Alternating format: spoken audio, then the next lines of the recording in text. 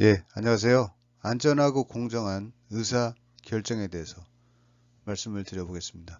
안전회의 리스크 관리는 어떻게 되는 것인지 잘 해보려고 열심히 하다가 역풍을 맞는 경우의 사례를 설명을 해드리도록 하겠습니다. 먼저 고용부의 회의체입니다. 16개가 운영이 되고 있는데요. 경제사회노동위원회 등 16개가 설치 근거가 있어서 운영이 되고 있습니다. 운영 인력도 운영이 되고 있고요. 대다수는 다수결로 의사결정을 하고 있습니다.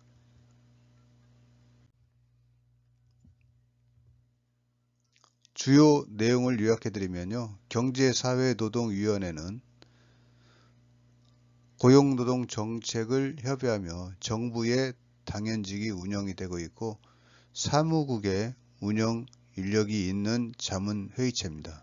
그리고 최저임금위원회는 최저임금을 심의하는 기구로 정부에서 당연직으로 1명이 참석이 되고 사무국의 운영 인력이 12명으로 심의 의결하는 기구가 되겠습니다. 의결은 과반수를 적용하고 있습니다.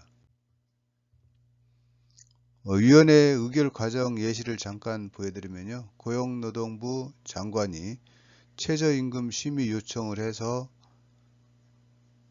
회의 보고 상정을 하게 됩니다. 그래서 전원회의를 통해서 심의 의결을 해서 최저임금안을 제출하면 정부에서 고용노동부에서 최저임금안을 고시해서 확정하도록 이렇게 하고 있습니다.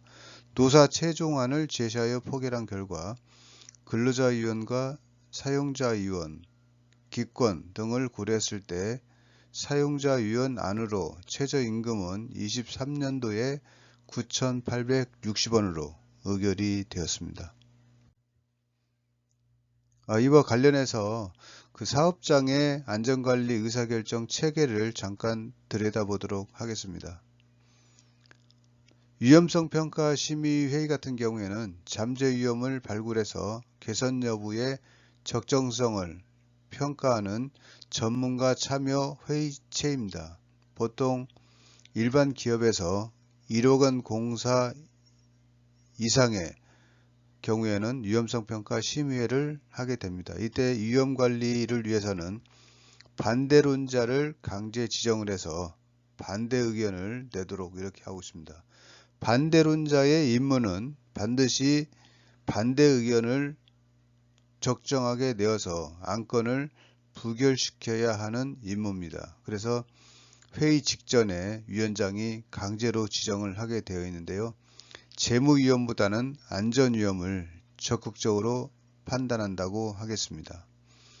그리고 산업안전보건위원회 같은 경우에는 안전 및 보건사항을 심의하게 되는데요. 평가위원 과반수 출석에 과반수 찬성에 의해서 표결로 심의를 하게 되어 있습니다. 그렇지만 노사 간의 관계를 고려해서 포결로 가는 경우는 희박하고 실제는 만장일치로 의결을 하도록 이렇게 하고 있습니다. 기업별 이사회 같은 경우도 있는데요. 이때는 출자 사업, 개발 사업을 심의하는 과정에서 평가위원 과반수 출석에 과반수 찬성에 의한 의결을 시행을 하고 있고요. 위험관리 측면에서는 사내외 위원을 동수로 구성한다든가 위원회 이해관계가 있는 경우 기피, 제척을 한다는 경우 업무를 보고 있습니다. 참고로 유엔의 안전보정이사회 의사결정 사례를 잠깐 소개드리면은 15개 이사국 중 9개 이상이 찬성하는 동시에 상임이사국 5개 나라 어느 한 곳도 거부권을 행사해서는 안 되는 것으로 유일하게 만장일치 의사결정 체계를 가지고 있는 것도 있습니다. 6.25 전쟁 때 유엔군 투입에 대한 안전보장 이사회에서 반대 의견을 내지 않았기 때문에 처음이자 마지막으로 유엔에서 의사결정을 함으로써 당시에 러시아는 불참하게 된 결과가 있었습니다. 마지막으로 안전 분야 돌발 이슈입니다. 잘 하려고 열심히 하려고 하다가 되려 역풍을 맞아서 곤란한 사항에 처하는 경우가 많이 있습니다. 이 사항을 좀 슬기롭게 극복을 해야 될 것으로 판단이 됩니다. 재해 발생 직후에 투입된 근로감독관의 수첩을 훔쳐보는 경우가 있습니다.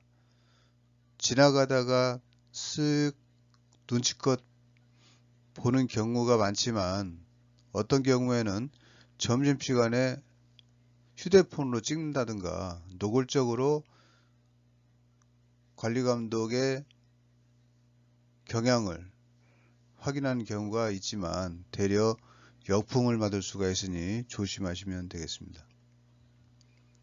재해 후 재해자 주변의 상황을 재해조사를 위해서는 절대 훼손하거나 손을 대면 안 됩니다. 그렇지만 인위적으로 정리정돈을 하거나 청소하는 경우가 있습니다. 이때는 증거 조작에 역풍을 맞을 수 있으니까 조심을 하셔야 되겠습니다. 가끔 뉴스를 보면 안전모에 피를 묻혔다든가 좀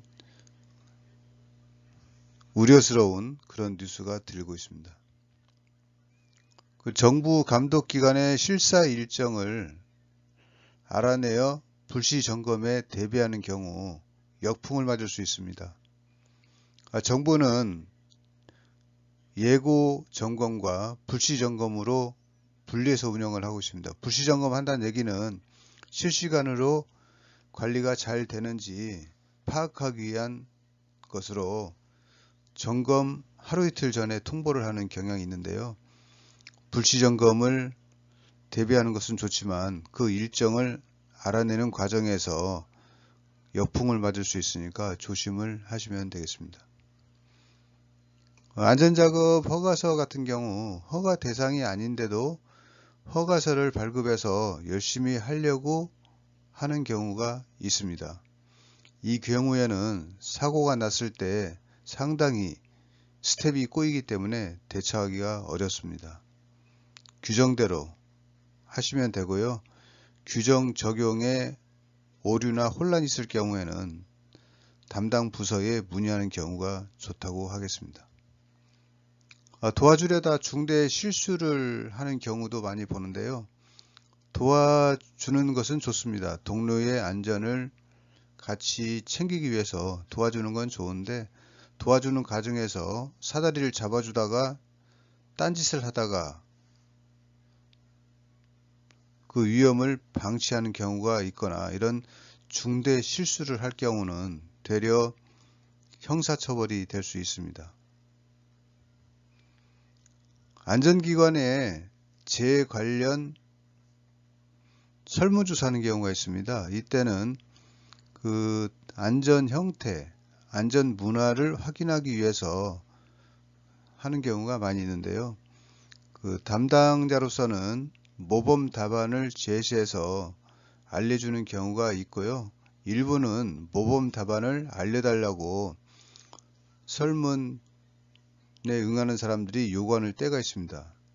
모범 답안을 인위적으로 제시한다는 것은 역풍 맞을 우려가 있습니다.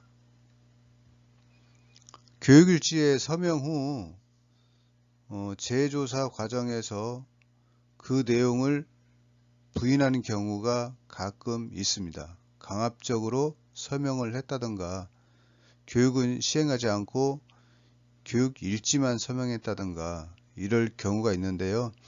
이럴 경우에 최근에 고용노동부에서는 교육 내용을 다시 재묻기도 하고 있습니다.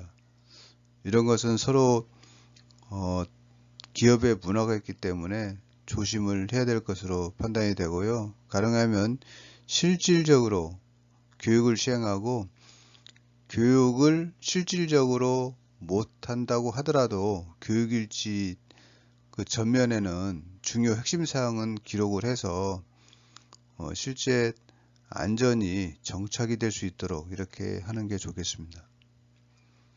성과에 집착하려다 이면 합의를 남발하는 경우 나중에 역풍을 맞을 수 있습니다. 성과가 다소 적더라도 이는 윤리적, 안전적, 규정적으로 적법해야 성과가 정착이 될 수 있습니다. 성과에 너무 집착하려고 수를 쓰다가 역풍을 맞을 수 있습니다. 이상은 안전 분야 근무자의 역풍 맞는 사례를 뉴스를 통해서 터득한 내용을 소개를 해드렸습니다. 마지막으로 의사결정은 인위적이 아닌 자국의 이익대로 표시가 되도록 이렇게 하고 있습니다. 한국전쟁은 1950년 6월 25일 북한이 남한을 침공하며 시작이 되었습니다. 이 전쟁에 대한 국제적인 대응은 주로 유엔을 중심으로 이루어졌고요. 이전에 유엔 안전보장이사회의 중국 대표권을 중화인민공화국이 아닌 대만이 가지고 있었기 때문에 중국의 참여는 원천적으로 차단되었고 유엔의 안전보장이사회 결의를 통해서 남북전쟁에 유엔군이 참전하게 되었습니다. 당시 러시아는 이 전쟁에 직접적으로 개입을 하지는 않았습니다. 이는 다양한 이유로 설명할 수 있는데요. 본 사항은 챗GPT에서 답을 얻은 결과입니다. 국제 정치적인 이유입니다. 러시아는 중국과 안전보장이사회에서 입장 차이 때문에 한국전쟁에 개입하지 않을 수 있었습니다. 전략적인 이유도 있는데요. 당시 소비에트 연방은 주로 유럽과 중동 지역에서의 영향력을 강화하는 데 집중하고 있었기 때문에 한반도에서의 군사적 개입은 그들의 전략과 크게 관련이 없기 때문에 불참한 것으로 이렇게 확인이 되고 있습니다. 이상 안전 분야도 근무자들이 역풍을 맞지 않도록 관리할 필요가 있어서 관련 내용을 소개해 드렸습니다. 수고하셨습니다.